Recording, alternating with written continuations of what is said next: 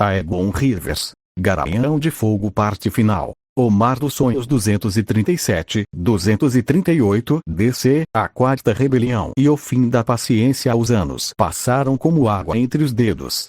Aegon Rivers, agora com quase 60 anos, viu o cabelo prateado tornar-se inteiramente branco e as costas curvarem-se sob o peso de uma vida de batalhas.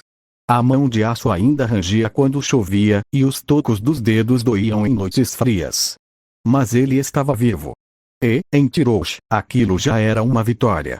Bethany tornara-se uma mulher, quase 30 anos, olhos violeta brilhantes, e uma língua afiada que ela usava para negociar com mercadores da Companhia Dourada. Nunca casara. Dizia que um cavalo é mais confiável que qualquer homem, e Aegon não tinha argumentos contra. Rhaenys, a caçula, florescera como uma rosa selvagem. Aos 12 anos, já dominava a espada curta e o alto valeriano, e passava as tardes montando um garanhão preto que ela mesma domara. Chamava o animal de Tempestade, e dizia que um dia cruzaria o mar estreito montada nele. "Você vai mesmo?" perguntou Aegon certa tarde, observando a filha galopar pelo campo. "Vou", respondeu Rhaenys, sem desmontar. "Quero ver Westeros. Quero ver o Ramo Vermelho. Quero ver onde meu pai nasceu." Aegon sentiu um aperto no peito. "É um lugar de pedra e sangue, pequena. Não há nada lá além de fantasmas." "Então quero ver os fantasmas também." Mia, agora com cabelos grisalhos e rugas suaves ao redor dos olhos, apenas sorriu. "Ela é sua filha", disse Aegon. "Teimosa, imprudente e impossível de convencer." "Não tenho ideia do que você está falando." 237 DC, a quarta rebeldia. A chama nunca morrerá completamente. Aegon Rivers, o aço amarga, agora um homem de quase 70 anos, tão duro e amargo quanto o nome, reunira os sobreviventes da casa Blackfyre. Daemon III, quinto filho de Daemon I, era agora o herdeiro. E os lordes descontentes de Westeros, cansados dos Targaryen e suas intrigas, sussurravam novamente o nome Blackfyre. Uma carta chegou a Tyrosh. Era Aegor. E agora ou nunca. Daemon III é homem feito. Tem a espada Blackfyre. Tem a Companhia Dourada.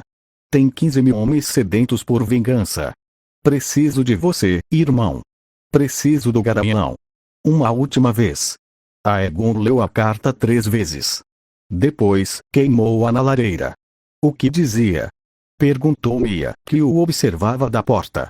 "Que Aegor ainda não aprendeu que há coisas mais importantes que tronos." "Não é justo com ele", disse Mia. "Ele não tem o que você tem. E o que eu tenho? Uma casa. Uma família. Amor." Mia sentou-se ao lado dele, apoiando a cabeça em seu ombro. "Aegor só tem a vingança. É a única coisa que o mantém vivo." Aegon ficou em silêncio por um longo tempo. "Sei. Mas não vou me juntar a ele. Não nesta vida. Não mais." Ele escreveu uma carta de volta. Curta. Seca. Cruel, talvez. "Aegor, irmão de ferro. A guerra que travamos nunca foi minha. Era do nosso pai morto, do nosso sangue derramado, dos nossos sonhos podres. Enterrei meus mortos. Enterre os céus. Ou junte-se a eles. Não posso mais." A resposta de Aegor veio 3 meses depois, quando a quarta rebelião já havia começado. A carta era ensanguentada. "Estamos perdendo. Daemon III é um covarde. Os lordes nos abandonaram.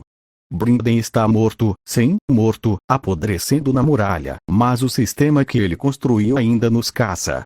Venha me buscar, Aegon. Ou me dê um enterro digno." Aegon leu a carta. Leu novamente. Leu uma terceira vez. Depois, guardou-a na caixa onde guardava todas as cartas, a primeira mecha de cabelo de Bethany, o anel de Mia, o dente de leite de Rhaenys. O aço amarga estava só. E Aegon não podia salvá-lo. 238 DC, o fim de Aço Amarga. A quarta rebelião Blackfyre terminou como as outras, em sangue e desgraça. Daemon III foi capturado e executado. Seus filhos, 2 meninos ainda crianças, desapareceram. Alguns disseram que foram mortos, outros que fugiram para longe, outros que Aegor os esconderá em algum lugar além do mar. Aegor Rivers, o aço amarga, não foi capturado. Ele morreu lutando. A história chegou a Tirosh por meio de um mercador que testemunhou a última batalha. Aegor, cercado por 20 soldados Targaryen, matou 15 antes de cair. Sua espada, a mesma que ele chamava de vingança, foi quebrada em 3 pedaços. Seu corpo foi jogado numa vala comum, sem honras, sem lápide, sem ninguém para chorar. Ninguém? Perguntou Aegon, a voz rouca. Não, milord, respondeu o mercador. Os Targaryen proibiram qualquer luto público. Disseram que ele era um traidor e seus ossos não mereciam descanso. Aegon ficou em silêncio por 1 minuto. Depois, levantou-se, foi até o quintal, e arrancou uma muda do carvalho que plantara anos atrás. Enfiou a muda na terra, ao lado da casa. Para Aegor, disse ele. Para que ao menos uma árvore cresça onde ele não pode. Mia o encontrou ali, horas depois, ainda ajoelhado, as mãos, a de carne e a de aço, cobertas de terra. Você está sujo, disse ela. Estou cansado, respondeu ele. Cansado de perder.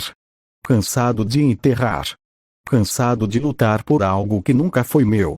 Mia ajoelhou-se ao lado dele. Então pare, disse ela. Pare de lutar. Pare de perder. Pare de enterrar. Aegon olhou para ela. Seus olhos violeta, agora embaçados pela idade e pelas lágrimas, encontraram os olhos azuis de Mia. Como? Perguntou. Como parar quando tudo que conheci foi guerra? Mia tocou o rosto dele. Venha comigo, disse ela. Vamos embora. Você, eu, Bethany, Rhaenys. Para longe de Tirosh. Para longe de Essos. Para longe de tudo que te lembra os Blackfyre, os Bracken, os Targaryen. Vamos para um lugar onde ninguém conheça seu nome. Existe um lugar assim. Mia sorriu. Existe. As Ilhas de Verão. A decisão, a ideia parecia loucura. Aegon Rivers, o Garanhão de Fogo, o Sargento de Ferro, o homem que enfrentara Brynden Rivers em campo aberto, abandonar tudo. Vender a propriedade, pegar a família e navegar para um arquipélago distante, onde os pássaros são coloridos e as mulheres andam com os seios de fora? É loucura, disse Bethany, quando Mia anunciou o plano. É liberdade, respondeu a mãe. Bethany olhou para o pai. O que você acha? Aegon suspirou. Aos 60 anos, estava mais perto da morte do que do nascimento. Aos 60 anos, já não tinha mais nada a provar para ninguém. Acho, disse ele, que estou cansado de fingir que esse continente não me matou por dentro. Rhaenys, aos 14 anos, foi a mais animada. Ilhas de Verão. Vamos nadar todos os dias. Vamos comer frutas que nunca vi. Vamos ficar quietas e escondidas, interrompeu Bethany, prática como sempre. Não podemos esquecer que somos Blackfyre. Mesmo que os Targaryen não nos procurem mais, há muitos que se lembrarão. Então mudaremos de nome, disse Mia. Não seremos mais Blackfyre. Nem Rivers. Seremos outra coisa. O quê? Perguntou Rhaenys. Mia olhou para Aegon. Que tal tempestade? Pela primeira vez que montamos juntos, na noite em que fugimos de Tirosh. Aegon sorriu. A primeira vez em meses. Tempestade, repetiu. Casa Tempestade. Não é exatamente original, resmungou Bethany. É nosso, respondeu Aegon. Já é o suficiente. A partida venderam a propriedade em 3 semanas. A casa de pedra branca, o estábulo, o carvalho, tudo. Um comerciante de Lys ofereceu um bom preço, e Aegon aceitou sem negociar. Não queria dinheiro. Queria distância. No cais de Tirosh, um navio os aguardava, a dançarina, uma caravela veloz com velas cor de laranja, própria para viagens longas. O capitão era uma mulher das Ilhas de Verão chamada Shanda, de pele escura como ébano e cabelos trançados com conchas. Levamos passageiros, disse Shanda, examinando Aegon dos pés à cabeça. Mas não levamos mentiras. Quem você é? Aegon ergueu a mão de aço. Um homem cansado, respondeu. com uma família cansada, buscando descanso. Xanda olhou para Mia, para Bethany, para Rhaenys. Depois sorriu, um sorriso largo e branco. Descanso a gente tem de sobra em Valano. Sobe. O navio partiu na maré alta. Aegon ficou na polpa, observando Tirosh encolher no horizonte. As muralhas cor de púrpura, as torres douradas, os telhados vermelhos, tudo se tornando uma mancha borrada, e depois um pontinho, e depois nada. Você vai sentir falta? Perguntou Mia, aparecendo ao seu lado. De Tirosh. Não. Aegon apertou a mão dela. Dos sonhos que enterrei aqui. Talvez. Mas sonhos são como cavalos velhos. Uma hora a gente tem que deixá-los descansar. Rhaenys ocupou o tempo no navio conversando com os marinheiros. Aprendeu palavras em veranês, aprendeu a dançar ao som de tambores, aprendeu a rir sem medo. Bethany leu poemas para as gaivotas. Mia ensinou a Aegon a jogar uma versão de caturanga típica das ilhas. Você está perdendo, disse ela, enquanto Aegon estudava o tabuleiro. Estou distraído. Com o quê? Aegon olhou para o mar infinito, o céu infinito, a liberdade infinita. Com a possibilidade, respondeu, de começar de novo. As ilhas de verão, primeiros dias a viagem durou 42 dias. Quando finalmente avistaram terra, Rhaenys subiu no mastro e gritou tão alto que os pássaros assustados levantaram voo. Bethany chorou baixinho, enxugando as lágrimas com as costas da mão. Me abraçou Aegon e não o soltou por um longo tempo. Valano era verde. Verde como os campos do ramo vermelho na primavera, mas com um tom mais profundo, mais úmido, mais vivo. As árvores eram altas e frondosas, carregadas de frutas coloridas. A areia da praia era branca como a neve, mas quente, muito quente. E o povo sorria. Eles sorriem, disse Aegon, deslumbrado. É o que as pessoas fazem quando não estão em guerra, respondeu Mia. Alugaram uma cabana perto da praia, entre coqueiros e flores que Aegon não sabia nomear. Era pequena, 2 quartos, uma cozinha com telhado de palha, um quintal cercado por arbustos de hibisco. Mas o quintal dava para o mar. E o mar era azul como os olhos de Mia na juventude. Bethany ocupou o quarto menor, que deu vista para as montanhas. Rhaenys quis dormir ao ar livre, numa rede que amarrou entre 2 coqueiros. Vai chover, avisou Aegon. Que chova, respondeu a filha. Na primeira noite, choveu. Rhaenys entrou encharcada, rindo, e prometeu que nunca mais duvidaria do pai.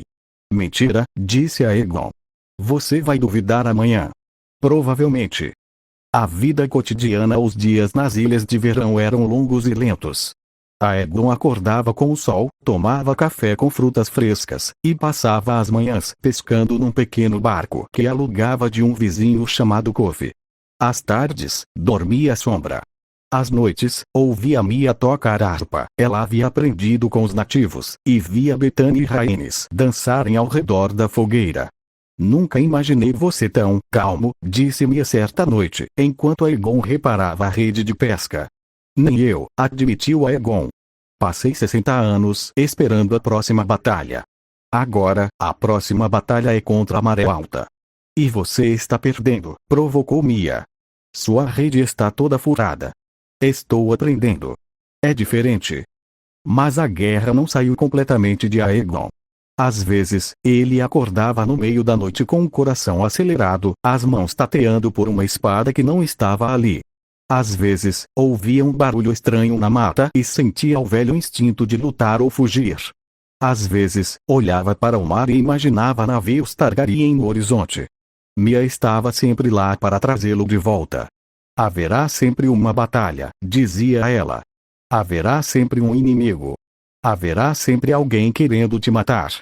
Mas não hoje. Hoje, há apenas o mar, e o céu, e suas filhas dormindo. As nossas filhas, corrigia Aegon. As nossas filhas, concordava Mia. Uma coisa que você construiu, Aegon. Uma coisa que não pode ser queimada por dragões ou quebrada por espadas. Rhaenys e o garanhão do mar aos 16 anos. Rhaenys encontrou um cavalo selvagem na praia. Não era um cavalo. Na verdade, os nativos chamavam de cavalo marinho, uma espécie de animal quadrúpede com pelos curtos e dourados que corria sobre a areia como o vento. Ninguém doma esses bichos, disse Kofi, o vizinho, rindo. São loucos. Mordem, chutam, fogem. Rhaenys ignorou. Passou 2 semanas ganhando a confiança do animal. Aproximava-se com frutas, falava baixo, deixava o bicho cheirar suas mãos. Na 3ª semana, montou. Aegon assistiu da varanda, o coração apertado. Ela é sua filha, disse Mia, ao lado. Ela é mais eu do que eu mesmo, respondeu Aegon. E isso me assusta. Porque Rhaenys, montada naquela criatura dourada, parecia uma visão de outro mundo. O cabelo escuro ao vento, os olhos violeta brilhando, o sorriso de quem não conhece o medo. Ela se parecia com ele. Ela se parecia com Daemon Blackfyre. Ela se parecia com todos os fantasmas que Aegon viera enterrar. Você vai ensiná-la a lutar? Perguntou Mia. Não, respondeu Aegon. Vou ensiná-la a viver. Bethany, o poeta à sombra do carvalho que Aegon plantara em Tyrosh, não existia mais. Mas Bethany encontrou uma substituta, uma figueira centenária perto da praia, sob a qual se sentava para ler poesia. Foi lá que ela conheceu Lamin, um poeta veranês de pele escura e olhos cor-de-mel. Eles conversaram sobre verso livre, sobre ritmo e métrica, sobre a diferença entre a poesia de Westeros e a poesia das ilhas. Bethany falou sobre as rimas duras dos bardos do norte. Lamin respondeu com canções de amor que não precisavam rimar para serem bonitas. Você vai ficar? Perguntou Lamin, certa tarde. Bethany olhou para o pai, que pescava no barco, para a mãe, que tecia uma cesta, para a irmã, que corria na praia com um cavalo marinho. Vou, respondeu. Acho que sim. Mia e a paz Mia Rivers, a filha Blackwood que fugira do irmão, que amara o inimigo, que vivera no exílio e abandonara tudo para começar de novo. Mia finalmente encontrou a paz. Não foi uma paz barulhenta, dessas que vêm com trombetas e vitórias. Foi uma paz silenciosa, que chegou numa manhã comum, enquanto ela regava as plantas da varanda. Ela simplesmente não tinha mais medo. Não tinha medo de Brinden, morto na muralha. Não tinha medo dos Targaryen, que nem sabiam que ela existia. Não tinha medo de perder Aegon para uma guerra que ele jurara abandonar. Não tinha medo de não ser suficiente. Estou feliz, disse ela a Aegon, naquela noite, deitada na cama de palha. Aegon virou-se para ela. Sempre foi. Não. Antes eu estava amando. Agora estou feliz. É diferente. Aegon quis argumentar, mas não conseguiu. Então está bom, disse ele. Feliz é melhor. O último fantasma, um ano depois de chegar em Valano, Aegon recebeu uma carta. Chegou num navio mercante de bravos, com selo quebrado e manchas de água salgada. A letra era desconhecida, mas o conteúdo era de Aegor. Irmão. Se você está lendo isto, eu já estou morto. Não chore por mim. Não fiz nada que merecesse lágrimas. Deixo para você a espada Blackfyre. Sim, a verdadeira. Escondi em Tyrosh, no antigo armazém onde passamos nossa juventude. Ela é sua agora. Faça o que quiser com ela. Quanto a Daemon III, ele teve um filho. Um menino. Chama-se Maelis. É forte, mas cruel. Há algo de errado nele, Aegon. Algo que me assusta. Fique longe dele. Fique longe de todos nós. Você foi o único irmão que tive. O único que me entendeu. O único que me suportou. Desculpe por não ter sido melhor. Aço amarga. Aegon leu a carta 5 vezes. Depois, levantou-se, foi até a praia, e queimou-a numa fogueira pequena. O que era? Perguntou Rhaenys, que apareceu com um cavalo marinho. Nada, respondeu Aegon. Um fantasma antigo. A espada no fundo do mar. Na manhã seguinte, Aegon pegou o barco e remou sozinho para o meio do mar. Mia observou da varanda, sem perguntar. Bethany leu poesia. Rhaenys domou o cavalo marinho. No barco, Aegon desembrulhou um pacote de couro. Dentro, a espada Blackfyre, aço valeriano, punho de ouro, lâmina que cortava o vento. A espada que pertencerá a Aegon, o indigno. A espada que Daemon ergueu em rebelião. A espada que matara e morrera por tronos e mentiras. Aegon segurou-a por um momento. Sentiu o peso da história em suas mãos, uma queimação fria que subia pelo braço de aço. Você matou meu pai, disse ele à espada. Você matou minha mãe. Matou meus irmãos. Matou meus sonhos. Sua voz trincou. Não vou deixar que mate minhas filhas. Ele ergueu a espada e atirou ao mar. A lâmina brilhou por um segundo sob o sol, um lampejo dourado e negro, e depois afundou, levando consigo a maldição dos Blackfyre. Aegon Rivers nunca mais falou da espada. E ninguém perguntou.